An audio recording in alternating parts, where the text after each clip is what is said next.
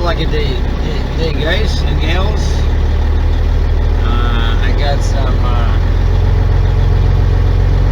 unfavorable comments about my favorable little flip. So today we're using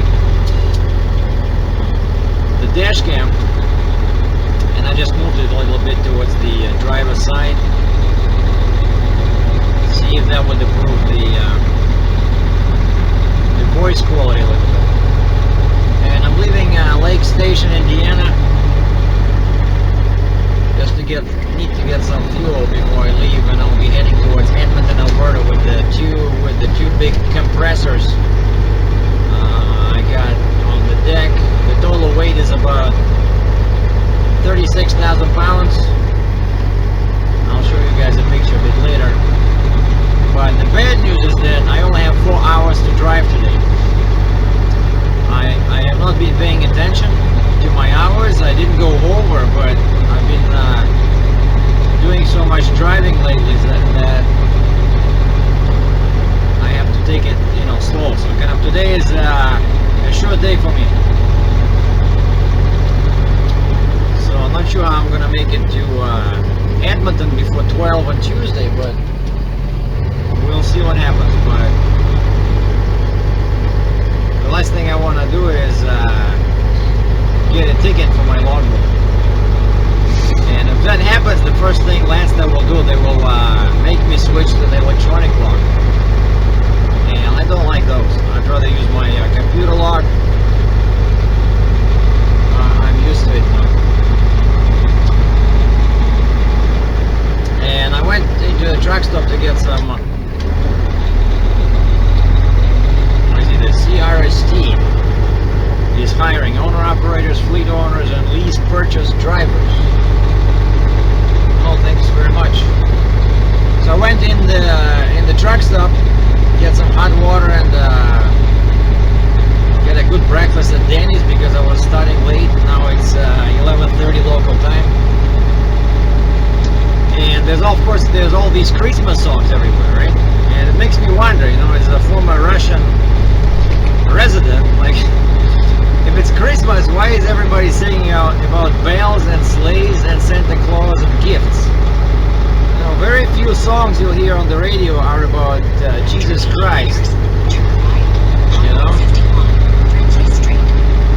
Like, this is supposed to be a religious holiday, right?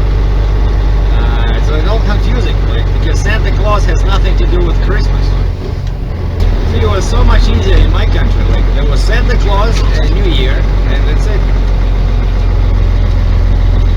And when you go to a mall, you know how people line up to get a picture with Santa Claus?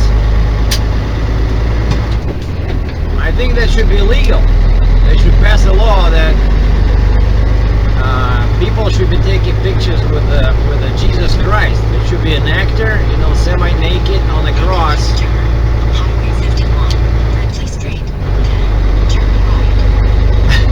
But I'm not sure that would make a lot of business sense. Probably not. Few people would want to see their kids and family next to bloody person. I don't know. Well, let's not get into religion because it can get tricky. Better stay focused on trucking. So okay, this is a TA. Let's see what the price of fuel is here. I don't like fueling in Indiana because they have this sales tax, right? But I think I have that letter I printed out last time that Landstar is exempt. So I'll have to go in the fuel desk and check. Yeah, on the pump it says 372 per US gallon. That's not bad. I just need enough to get out of Indiana and Illinois, maybe like, I don't know, one tank.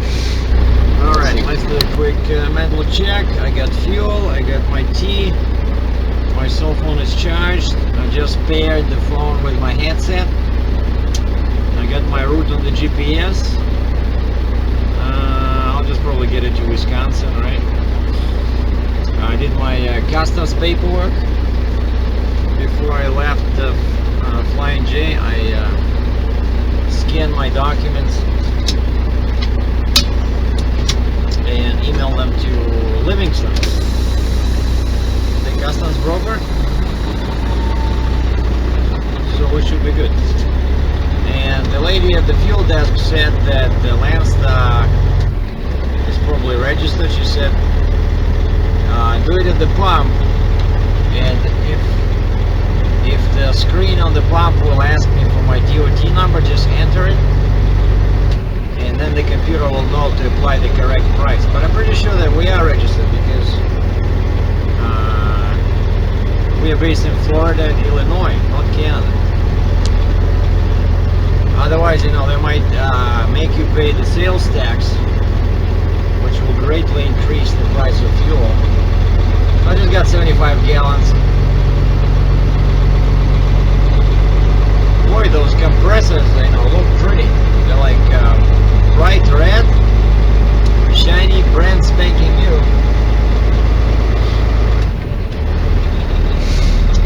Just going to equipment rental place in Edmonton, so they'll be renting them out for money on a daily basis.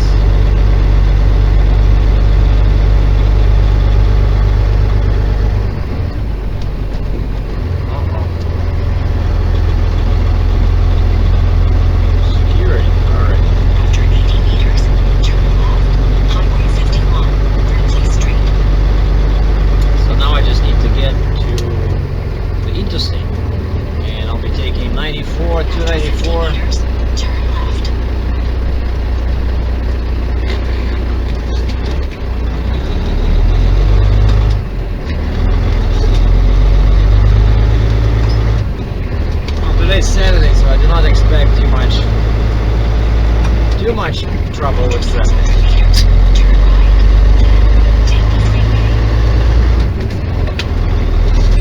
But this is Chicago, right? So you never know.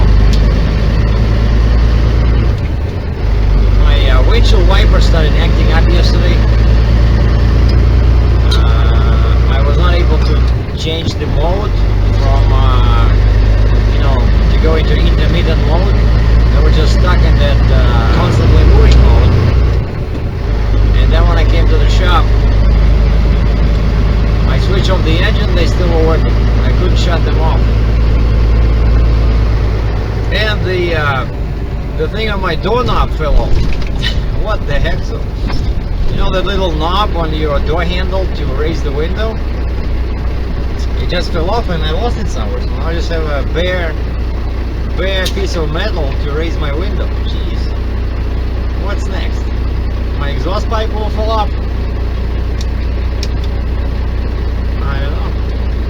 And I did an oil change, service, everything. The guy checked my transmission oil, changed my air filter. So now I'm all ready for trucking in the cold weather again.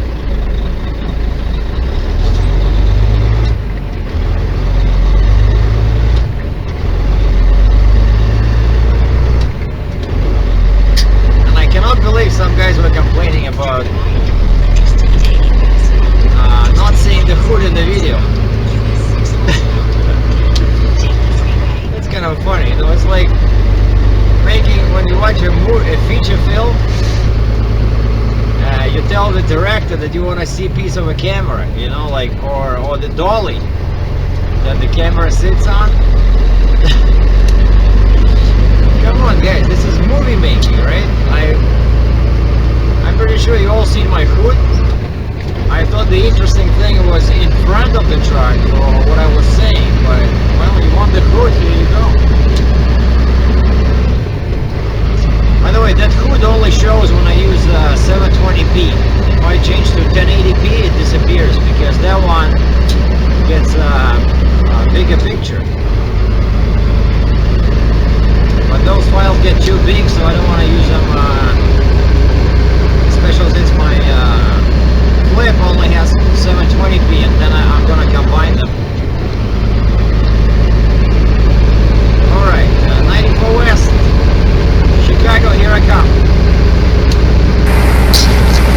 And here what I have on my trailer is a couple of compressors, 3 axles on each. But the good thing is that they have these eyes, you know, like in 4 points. It was real easy to secure them, but there's not enough space here, so I had to do it like this with the. So I have 4 chains, 4 binders, and they put these boards under the tires so it doesn't move too much, you know. And I've been checking on them, and then we have one strap here on this gooseneck to keep it down, and they did this. So it's all, the shipper does all that, you know, like it's a whole bunch of people descend on your truck, you know, like 4 or 5 people plus the crane operator, and I just backed and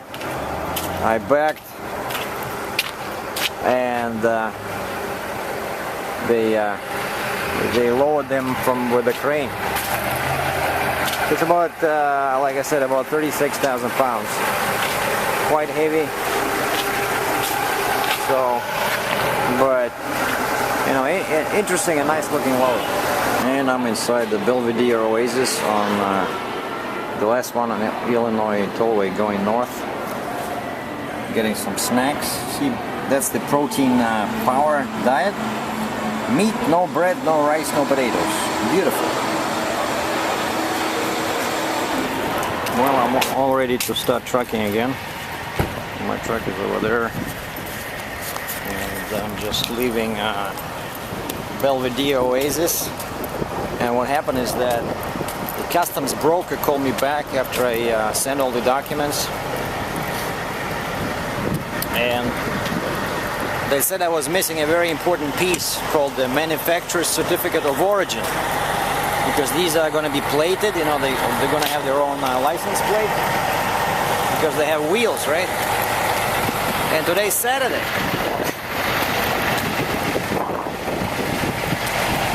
So it looked like I was supposed to be stuck here, you know, before the border till Monday.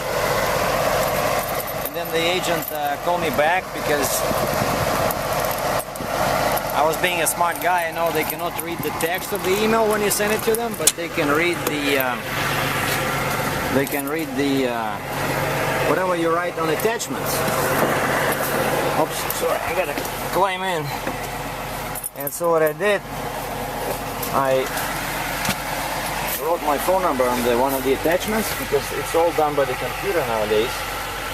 And you know, I used to write my phone number and stuff like that in the body of the email, and then I found out they cannot read it. And so if something is wrong, you know, they cannot call you back. So this time I just scribbled my phone number on the ACE cover sheet. And she calls me back and she says, no, you cannot go to the border without that stupid piece of paper. And we started arguing. You know, I said, that's all they gave me. What do you want me to do? Turn around? So basically the guys were in such a rush to get home on Friday that they forgot to give me the required documents. So now I think that I'm not gonna make my my pickup in Washington on 27th because I'll be stuck at the border, and who knows if they even open on Monday. You know, these guys, because everybody's getting ready for the holidays. And then she calls me back and she says, can you write down the information from the serial plate? Like, if you can stop, can you just copy the information? And she says, that's all I need basically. She says she needs the name of the manufacturers as shown on the serial plate number with the serial number and the make and model preferably.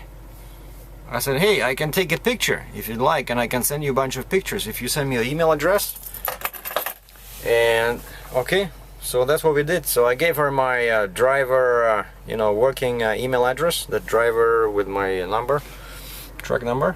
And then I stopped here, but for some reason the free internet did not work. My computer could not connect, so screw this. I just started my Verizon Jetpack. I was on the net in like 2 minutes. Maybe 15 seconds, But what I did, I got my Nikon D5200 and went around and took pictures of the trailer, of the part of this compressor where the model number is. And then I used the macro mode. You know, the camera has a macro mode to shoot in close proximity. And I never used it before. I was curious to see if it'll allow me to see the actual serial number, because those are quite small and they made on the steel plate. You know, they just kind of pressed. It's not painted, it's just pressed into the metal. You know, those kind of are hard to show good on a picture. But to my surprise, like I just tried various angles, and then I looked at the preview screen and it was great. So I sent her a total of 5 pictures from the Oasis, and she sent me a reply saying that she'll set up everything and I should be good to go. Beautiful. This is the first time when I use my Nikon for you know, for really for business, because I could have done it with my cell phone, but you have much more control here and you can see right away, like the screen is huge, you know, on the Nikon. You can see right away if the picture is good or bad, if you can read the numbers, for example, on the serial plate. All right, so this is great. So I'm glad that I was able to I had a chance to use my camera. Unfortunately, recently I haven't been using it a lot because I was trying to find some cab overs and I don't see them. I don't know. I saw one yesterday, but I think I saw it before because it looks very familiar. It's like, it looks like we have like 5 or 6 cab overs, you know, moving around US and Canada. Like really, there's very few of them left, especially in good condition, that they're still running. And that I don't want to shoot some kind of a wreck. I want to shoot a truck that's, you know, hooked up to a trailer. And by the way, here's my new setup, since you guys were complaining about the dash cam, right? So this morning when I was leaving, you probably saw in the dash cam vids there was a lot of dirt, and that's what happens here. You know, at first my dash cam was right here, you see, in the middle, right at top. Why? And I forgot why, and now I moved it here, and right away I remembered why I put it over there, because see here, the windshield wipers do not reach here, and that's why when the dash cam is here, you get lots of that dirt, you know. That's why it was here. But now I'm kind of experimenting, see what happens if I keep it here. But the stupid thing about this Mayo, yeah, explore more, that's right. The stupid thing about this one is that they put the speaker on this corner, but they put the microphone, well, they said it's not, when I was a kid they told me it was not polite to use your finger, you know, to point. This is not good, you have to use a stick or a pen, so let's do that. So the mic is on that side, and it's actually covered by this little harness here, and that's why it screws up the audio, you know. I don't know, I'll try it here, but I'll probably get a ticket. But I mean, it's not in my view, you see, like I can see clearly. I was careful about that. I put it to the side so I can see the road. Usually cops don't, you know, they want you to be able to see the entire space. Oh wait, oh yeah, that's my coffee. What is it? So we'll try this one. We'll try this setup and see how the sound. And then you see that yellow thing. It's like interactive television. You guys want to see the hood? Hey, here's the hood. And now it's going to be a bit wider because I'm using 1080p. Because if I use 720p, it'll show too much of the hood, you know, because it sits so low. But 1080 should work. I don't know. Is it straight? I think it's straight. Like, it's a cute little camera. You know, you see, that's the power. And when I just need to record something, I just push this button over here. Boom, once, and it starts recording. Then I click this button to stop recording, and it's like, you know, real easy. Or I can let it run in the automatic mode, but then it'll create 20 gigabytes of data. Anyway, time to start rock and rolling. I only have a couple of hours left, so I'll just get to the next truck stop, because they say the storm is coming, right? And I saw the temperature was dropping. It was +3 or like what, 36 Fahrenheit. Let's check the temperature now. Okay, where's my Key to happiness. Alright, what do we have? 41 Fahrenheit. Jeez. 5. Wow. So that means we are heading in the right direction, away from Chicago, towards Wisconsin. Well, let's do a test of my dash cam in the new position. And what's the best way to test is to sing very loudly a very old Russian song. It sounds like this. Ой, кто-то с горочки спустился, наверно, милый мой идет. На нем защитная гимнастерка, она с ума меня сведет. How's that? I think it should sound pretty good. Basically, it's for some reason it's a girl's song because